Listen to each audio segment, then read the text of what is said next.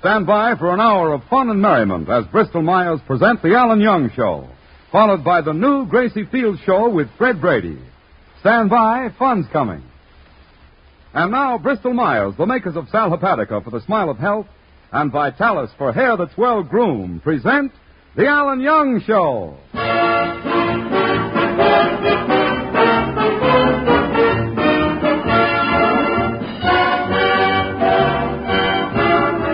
Ladies and gentlemen, this is Ken Delmar speaking on behalf of those two old friends, Sal Hepatica and Vitalis, and welcoming you to The Alan Young Show, featuring our singing star Diane Courtney, the music of Peter Van Steeden, Lulu McConnell, and starring Alan Young.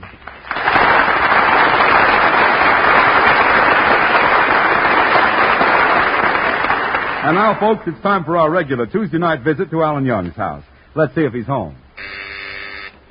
Oh, hello, Kenny. Come on in. Oh, thanks. I was just shaving with my electric razor. Excuse me while I finish, will you? There. Kenny, aren't these electric razors wonderful? Look, it shaved every bit of fuzz off these peaches. I've got so many things to do, Kenny. I've got to write a letter. Well, don't mind me, Alan. I'll sit down here on the couch. I've been meaning to write this letter for a long while. It's to a guy who owes me some money. We'll make it a good, strong letter, Alan. I will. Let's see. How's this? Dear Larry, who owes me a lot of money? You. Who never paid me back? You. Who is a chiseler and a rat? Yours truly, Alan Young. Here. That ought to hold him. Let's see, there was something else I had to do. I want to put this picture up on the wall. Will you help me, Kenny? Sure. Okay. Here, you hammer and I'll hold the nail. Yeah, okay. Give me the hammer. Yeah. You hit your finger with a hammer, Kenny. No, I didn't. I hit yours. You did? Oh! Hey, Alan.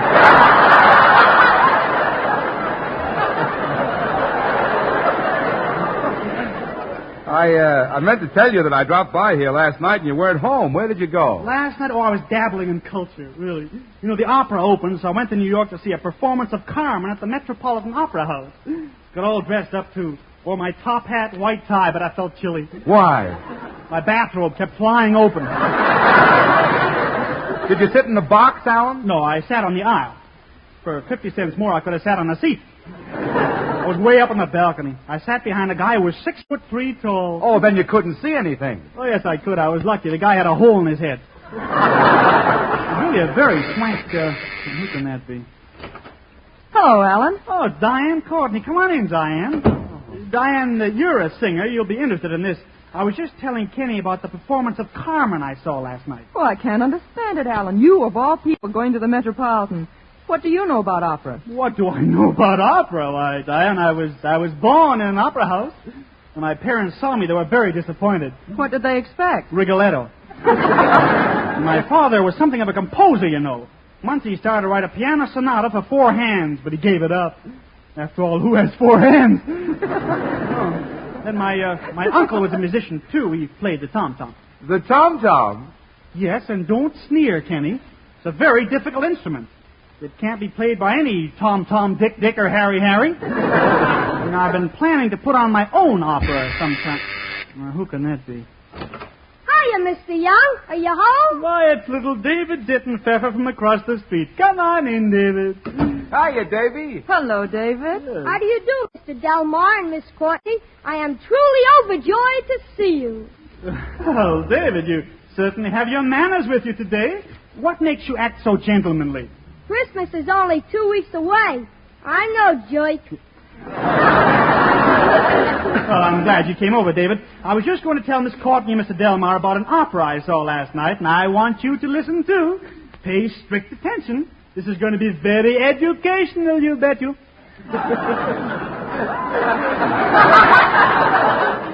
Mr. Young, did you know that my father is a He's a what, David boy? He's a what? Musician. Good old. He played the violin, but he gave it up and started playing the piano. Well, why did he take up the piano?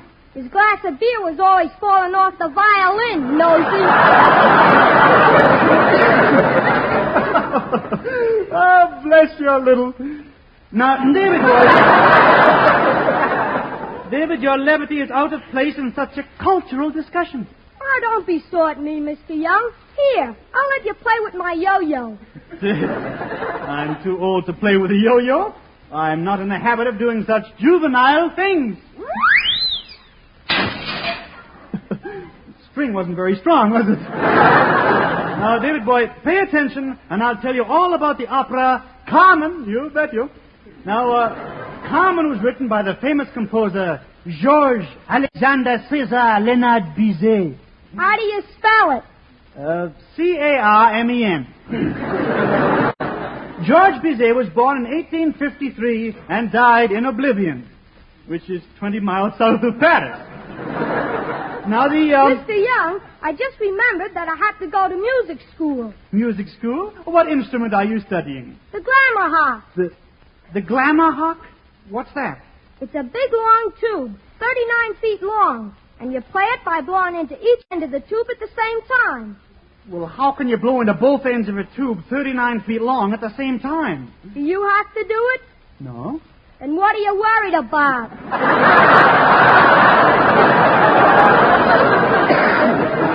All right, David, you can run along home now. Be good. I sure will. You bet you. So long, Mr. Young.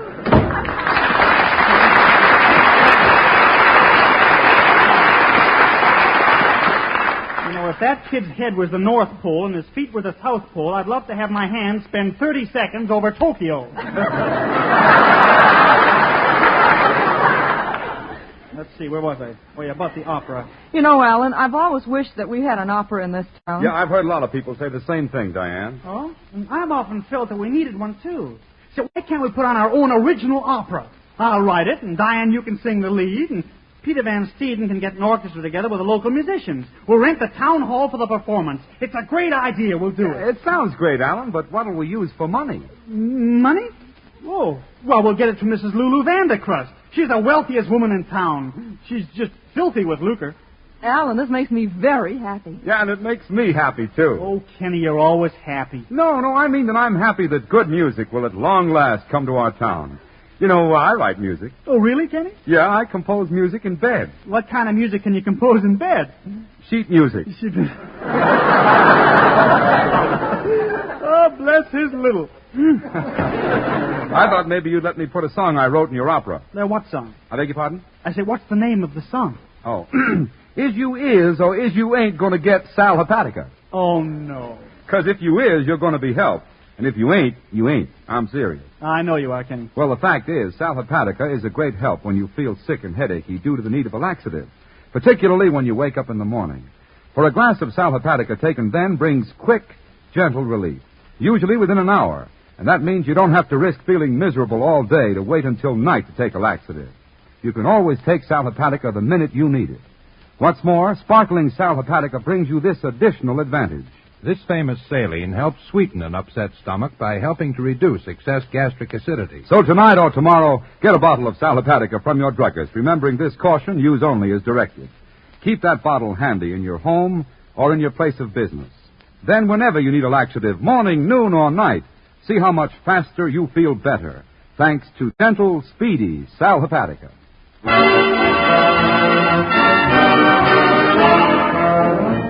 And here's our glamorous singing star, Diane Courtney, to sing the Trolley Song.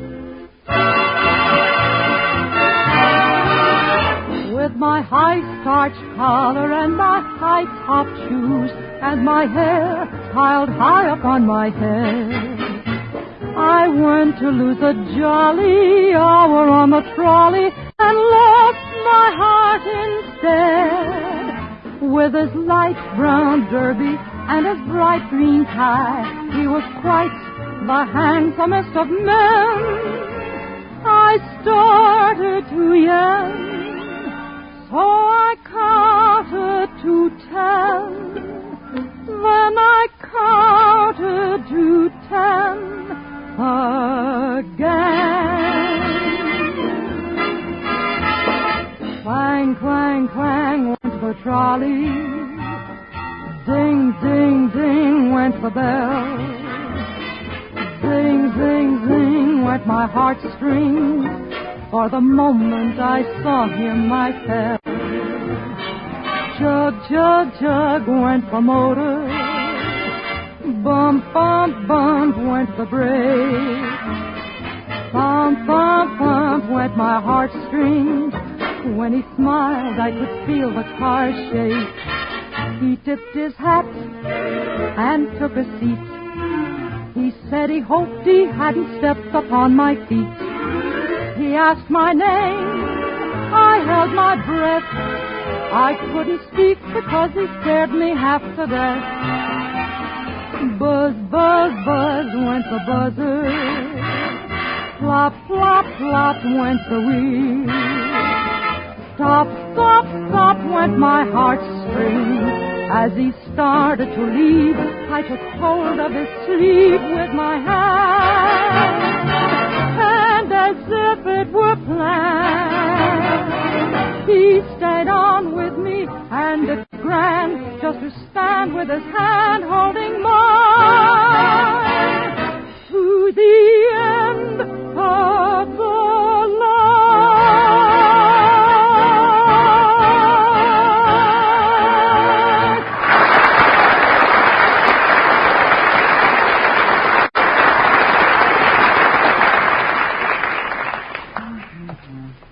Here's Mrs. Vandercrust's house. Hope she'll lend me the money to put on my opera. She's so wealthy. She's the leader of the town society set. I'll be extra nice to her. I'll talk to her as if I were one of the 400, too. Ah, good day, Mrs. Vandercrust. I'm charmed to see you again. Simply charmed. And I'm charmed to see you, my dear. Come in, won't you? And please excuse the untidy state in which you find my establishment. Oh, what do you mean? The dump's a mess, dearie. This woman is one of the 400. She must have been marked down to 398. Come right in here, honey. Into the library. Oh, were you having tea? No. I used to drink tea in England, but I can't drink it the American way. Why not? The bag gets caught in my throat. Are you dying?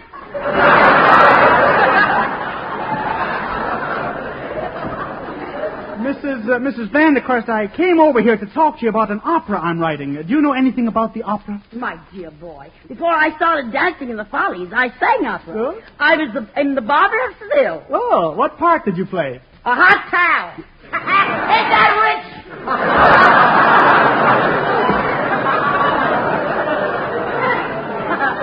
I like the Follies better. Yes, but I had to quit because my foot was always cold. Well, why was your foot always cold? Because I danced in the Follies with a hole in my stocking. I was wonderful in the Follies. Oh?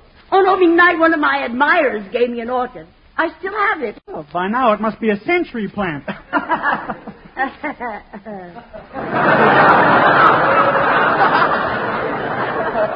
Look, Mrs. Vandercrust, the reason why I brought up the subject of the opera is because we're going to put one on at the town hall, but we need money.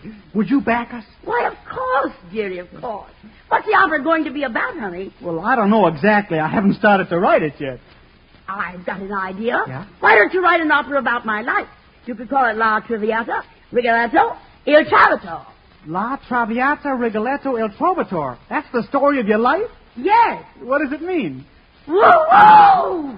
Oh, goodbye, Mrs. Vandercrust. I have to go to the public library and do some research. Tres beans. So long, dearie.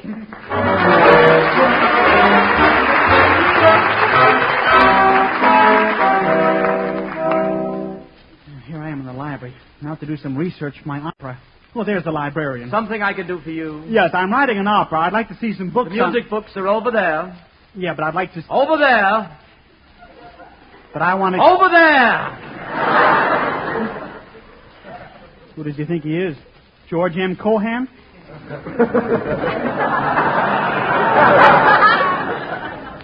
Let's see these reference books. How to write librettos, how to write allegros, how to write cantatas. Not a darn thing about music. Here's a big pile of books here. Gosh, they're piled way up to the ceiling. The book I want is right at the bottom. Oh, well, I'll just pull it out. There. I guess everybody thought the whole pile was going to fall down. Fooled you, didn't I?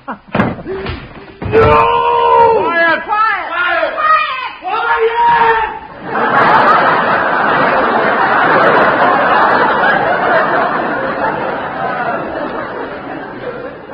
story.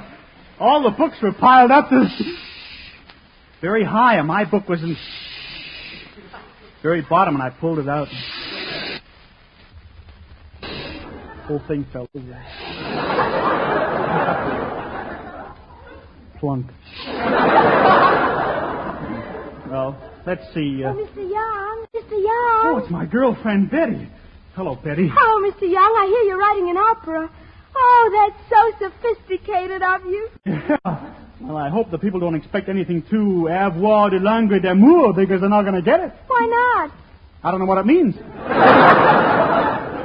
Oh, you'll write a wonderful opera, Mr. Young. Oh, sure. Of course, I got music in my blood. You want me to bleed something for you? It's a wonderful opera. See, in the first act, about all the people... What key are you writing it in? All the...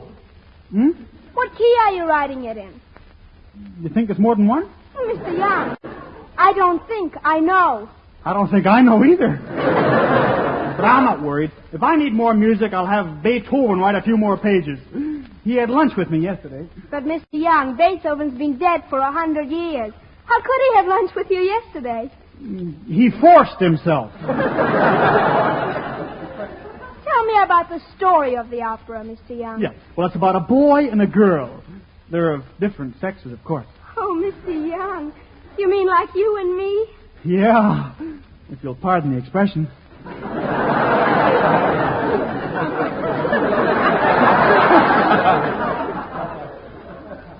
Mr. Young? Yes, Betty? My shoulders are cold. They are? Yes. I'm very cold. And we're all alone back here. Yeah? Can't you think of anything to do about it? Sure. There, that'll make them send up some more steam.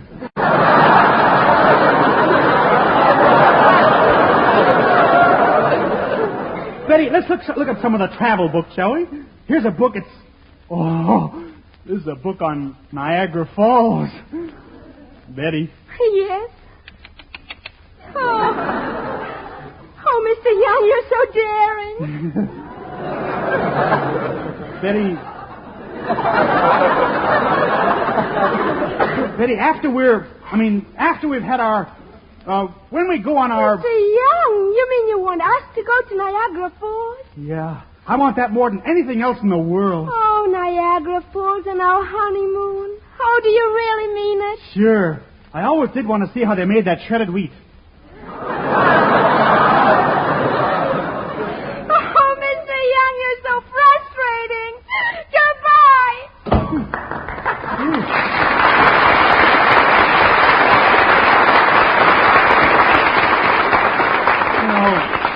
Betty's an unpredictable sort of chap. Oh, well. Gee. Look at the time. I'm going to need some help with my opera. I'll go down to the drugstore and ask Kenny if he'll help me paint some scenery.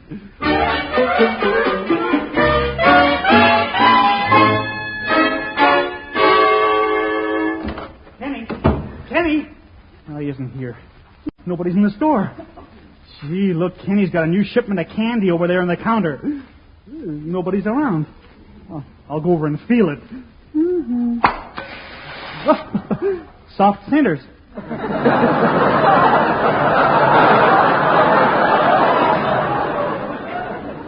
don't know why Kenny doesn't keep... Hello, Alan. Oh, hello, Kenny. I just stopped in to ask you to do me a favor. I got to work on my opera, and I wonder if you'd go down to the town hall and paint the scenery. I'll stay here in the drugstore for you and take care of any customer who happens to drop in. Yeah, okay, Alan, but be sure you're nice to the customers. Oh, sure. Yeah, especially the men. Why, of course I will, if they're bigger than me. Oh, you won't have any trouble, Alan. It's just that we druggists try to be particularly patient with our men customers, especially when they come in and ask for Vitalis. But civilians can't get Vitalis anymore. Yeah, that's right. And it's quite a disappointment to so many of them who've come to depend on Vitalis to help keep their hair well groomed. All right, Kenny, I'll be very nice to anybody who comes in. Yeah, and explain to them, Alan, that the reason civilians can't get Vitalis is because Bristol-Myers were faced with wartime shortages and couldn't supply both civilians and servicemen. So they decided that the servicemen come first. And so all Vitalis made is going to the armed forces. Kenny, somebody's going to hate me for this, but why should a guy fighting a war want Vitalis? Well, remember, Alan, all of the boys are not at the fighting front. Think of how many boys are still in this country. And think of how many boys over there get leads. So they really want Vitalis, huh? Well, they must, for they're certainly buying it at their post exchanges and ship stores. That's why Bristol Myers are giving priority to all orders for Vitalis coming from the armed forces. I guess once civilians understand this, they'll agree that the men in service come first. Don't you think so?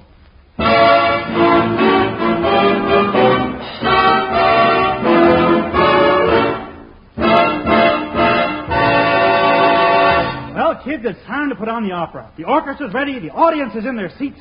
Everybody here? No, Alan, you're really needy. Diane Courtney didn't show up. She didn't show up? Yeah, she can't sing. She's got laryngitis. What are you going to do? Well, I'll have to get somebody to take her place. A beautiful girl with a charming figure and a gorgeous voice. Did you call me, Jerry? No, Mrs. Vandercrust, I'm trying to get somebody to sing the leading role in place of Diane. Well, what has Diana Courtney got that I haven't got? And if I had it, where would I have room to put it? Yeah, well, Mrs. Vandercrust... Price is going up, Mr. Young. Well, there's no time. Mrs. Vandercrust, I gotta take a chance on you. There's my cue. I gotta get out there. Here I go on stage, kids. Wish me luck. Thank you. Good evening, ladies and gentlemen. While other masters have written operas about love and tragedy, I have chosen a somewhat different topic for our opera tonight. The subject of a physician-type doctor. But I see our maestro, Peter Van Steeden, is ascending the podium.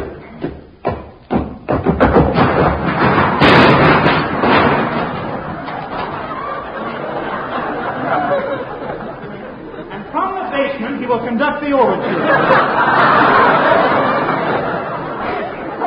Peter Van Steeden and his orchestra are composed entirely of local talent.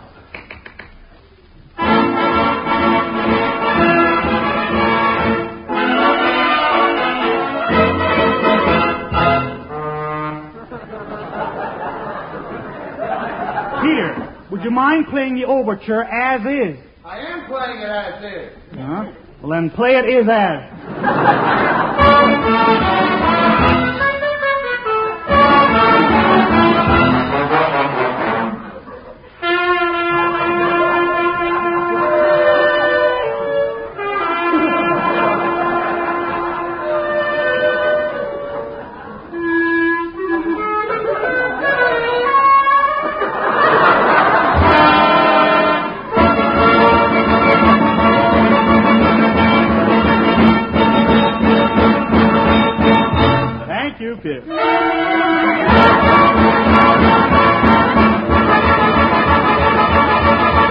Thank you very much, sir.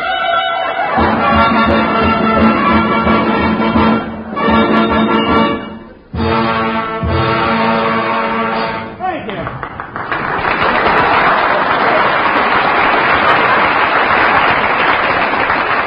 Now, as the curtain goes up, we find ourselves in a doctor's office. The rise of the curtain will be signified by a roll on the timpanis. Woo! Cut it out, dearie. Mrs. Vandercrust, don't stand so close to the kettle drum. Oh.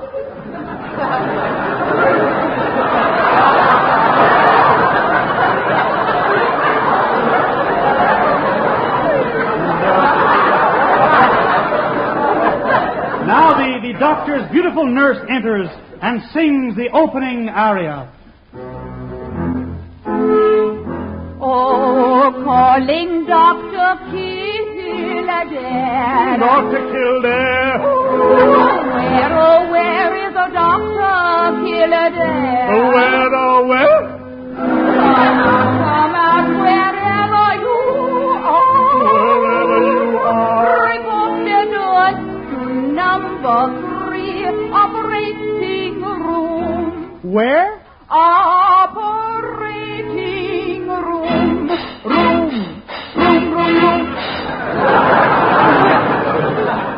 Here I am, nurse.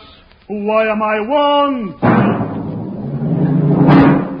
Cut it out, Jerry.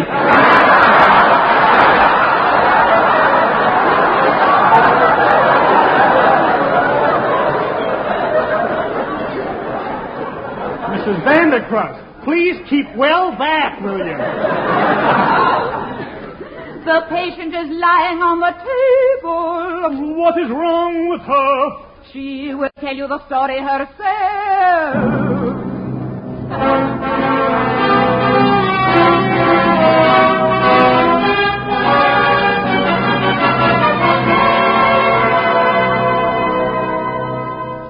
Would you mind giving me that again, Miss Dearie? Pay attention, Mrs. Vandercrust. I must listen to your respiration. Breathe deeply.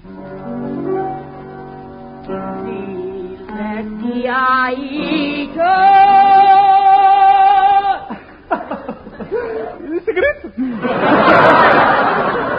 Let me examine your eyes. What can you see?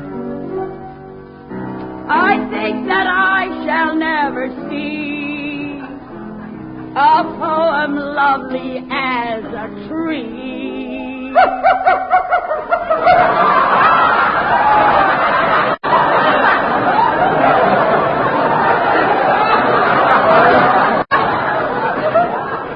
Lassie, go home. No, it is time to operate. Scalpel. Forceps. Now, I'll begin to operate. Hand me my instruments. Now to operate.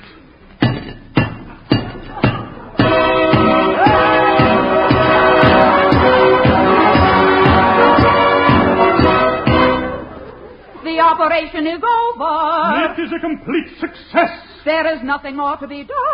Oh, yes, there is. The most important thing of all. We can't go on without it. Doctor, what is it? It's just my bill.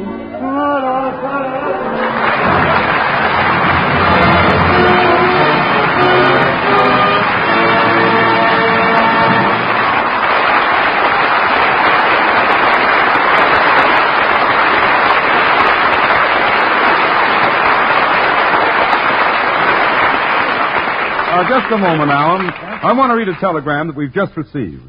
It's addressed to Alan Young, and it reads, quote, "We are happy to inform you that you have been selected by the radio editors of the United States and Canada in the 9th annual poll conducted by the Motion Picture Daily for fame as first in the most promising Star of Tomorrow classification," unquote.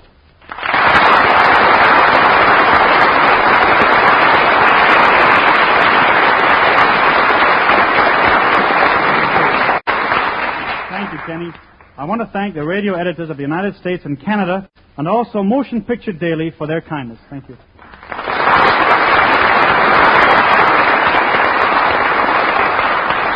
Ladies and gentlemen, quietly, effectively, the fight against tuberculosis goes on.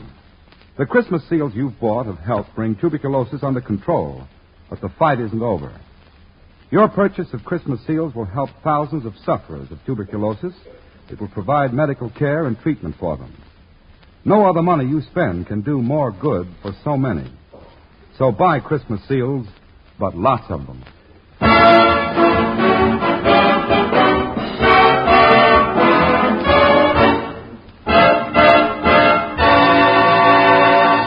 Now, on behalf of Diane, Ken, Peter, Lulu, in fact, all of us, I want to thank you for being with us tonight. And don't forget the two products that make our Tuesdays together possible. Sal Hepatica for the smile of health, and Vitalis for hair that's well-groomed. Sal Hepatica, Vitalis. Good night.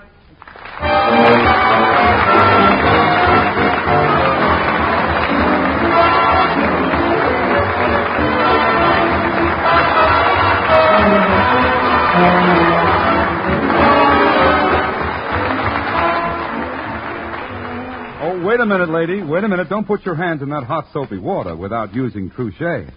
That's what I said, Trouchet. It's the beforehand lotion. A creamy, fragrant lotion that you smooth on your hands before you put them in hot, soapy water. Trouchet's beforehand protection will help keep your hands softer, smoother, and lovelier. So get Trouche. Use it beforehand and see the difference this really different hand lotion makes on your hands. Ask for Trouche. Trushay. Trouche.